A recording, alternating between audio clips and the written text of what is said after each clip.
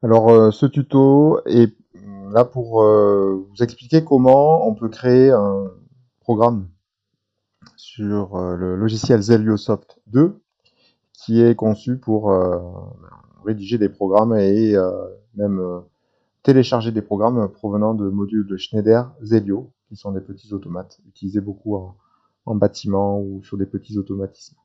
Donc, on va créer ensemble, suivant l'exemple qui vous est donné dans votre TP, ce programme, le télécharger sur l'automate pour pouvoir le tester sur le système en réel.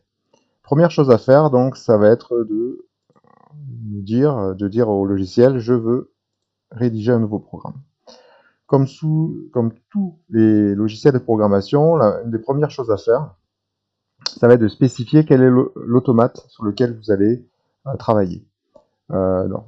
Moi, pour les essais, j'ai un automate 24 volts alternatif en alimentation avec 8 sorties tout ou rien et 4 sorties à relais. C'est le SR2B121B.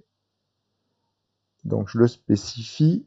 Oui, c'est celui-ci. Je fais suivant. J'ai pas de module complémentaire. Donc je ne spécifie pas de module complémentaire, d'extension. Suivant. Et là, on vous propose deux langages de programmation. Le ladder ou le FBD, programme, mode de programmation qu'on utilisera un peu plus tard. Donc je spécifie bien ladder. Suivant. Vous avez la feuille de programmation. C'est comme un schéma électrique qui va apparaître. Alors, dans cette feuille de programmation, on va donc pouvoir rédiger le programme sous la forme d'une structure ladder, comme un schéma électrique, avec d'un côté les entrées, de l'autre côté les sorties. Ici, sur ce logiciel, les entrées sont appelées, enfin, sur la feuille de programmation sont appelées contact, les sorties sont appelées bobines. Vous retrouvez en bas de l'écran les entrées, les boutons de façade de l'automate qu'on peut utiliser comme un organe de commande, ce qu'on appelle les bits internes, donc ce sont des valeurs logicielles, des sortes de relais virtuels, relais logiciels qui n'existent pas en vrai mais qui sont dans le programme. Les sorties, temporisation, compteur, comparateur de valeurs, des horloges, une fonction pour afficher des messages sur votre écran, pour éclairer l'écran, et ensuite des options liées aux heures d'été et d'hiver. On va rédiger notre programme comme il est donné dans votre TP. La première chose à faire, donc, ça va être donc de donner une entrée. Voilà. Donc ici, on a l'entrée I1. Je clique deux fois, clic gauche, et je vais spécifier quelle est la fonction de I1. Pour moi, c'est le mode manuel.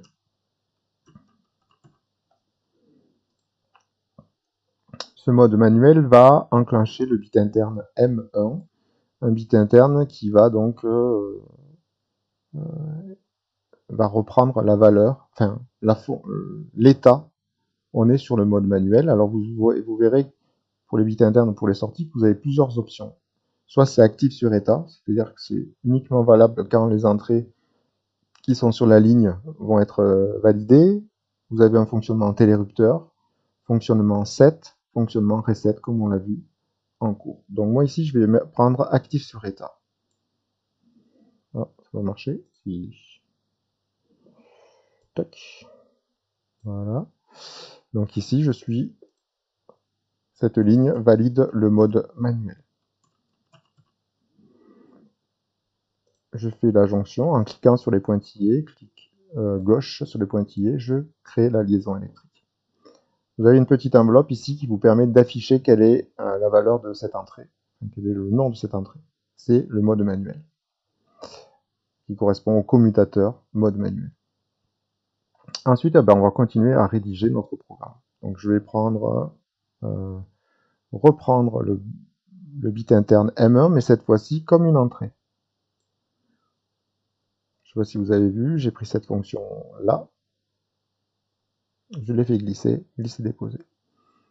Ensuite, eh bien, je vais prendre si je suis la ligne de programmation, le bouton poussoir monter. Bouton poussoir monter, c'est I4. Glisser déposer, I4. BP monter. OK. En série avec ce bouton poussoir de montée, eh bien on veut que la montée ne soit pas actionnée indéfiniment, mais s'arrête lorsqu'on a atteint le fin de course haut. Et le fin de course haut, si vous regardez votre document, c'est I6. Donc je vais sur I, je choisis I6, glisser déposer. I6, c'est le fin de course FDC haut. OK, on le voit apparaître ici, FDC haut. Eh bien, on continue, on fait la jonction jusqu'à la sortie. Ici, on est sur le bouton poussoir de montée. On va donc demander la sortie montée. Sortie montée, ça sera la sortie de l'automate.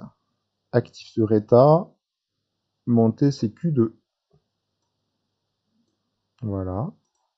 Et donc ça, on va appeler ça la montée manuelle. Parce qu'elle est enclenchée sur une action sur le bouton poussoir.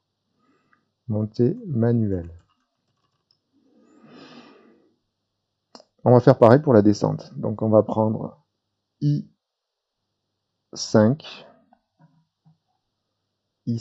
le bouton poussoir de descente, BP descente, OK. Le mouvement de descente sera stoppé par le fin de course bas. Fin de course bas, c'est I7.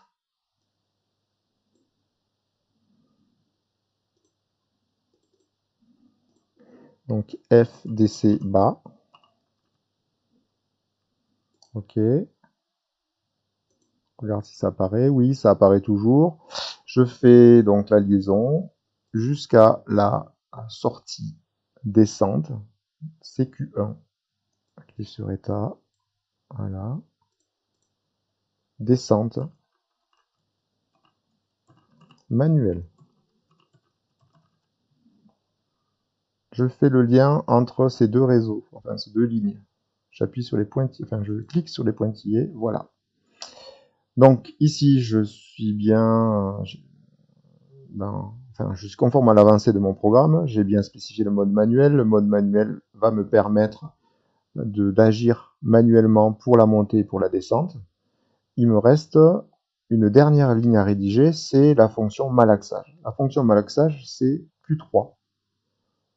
Q3, actif sur état aussi. Malaxage.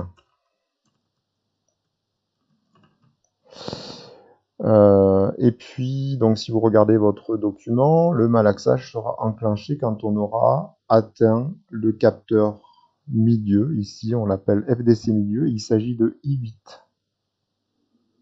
Donc, je prends I8. FDC milieu. OK. Je fais la jonction. Voilà. Tac, FDC milieu. Voilà. Là, j'ai rédigé mon premier programme en ladder sur Zelio. Je vais à présent le transférer. Une fois qu'il est rédigé, alors soit on peut l'enregistrer. Ce qu'on va faire, tiens, on va l'enregistrer, enregistrer sous. Donc ici, on est dans le répertoire de Zeliosoft dédié au projet. Je vais l'appeler Zeliosoft essai Zeliosoft 1, parce que j'en ai déjà un autre. Enregistrer, voilà.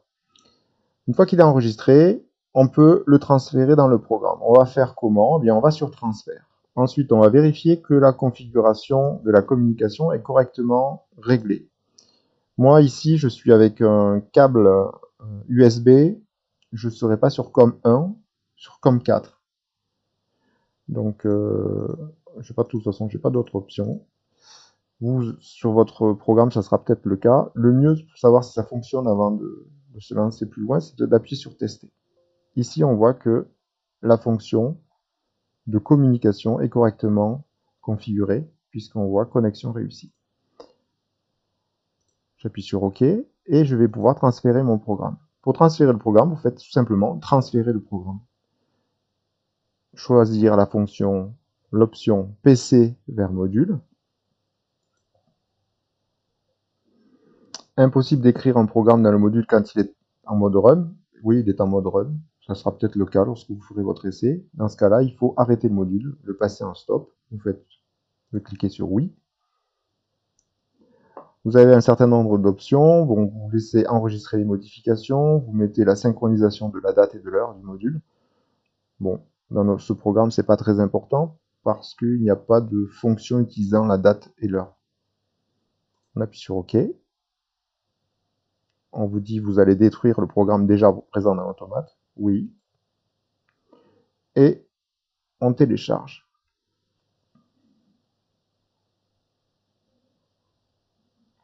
Alors, après le téléchargement, il ne faut pas oublier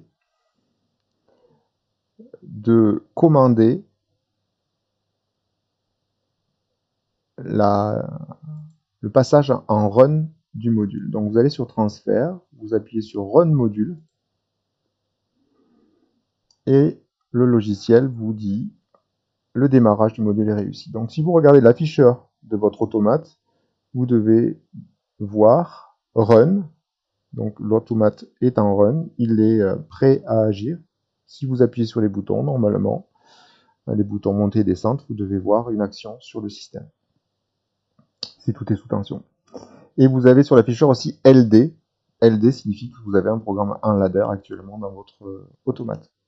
Voilà, merci pour m'avoir suivi dans ce tutoriel. On se retrouve pour la partie 2, la programmation d'un graph set en langage FBD, langage de diagramme à bloc fonctionnel. À tout à l'heure.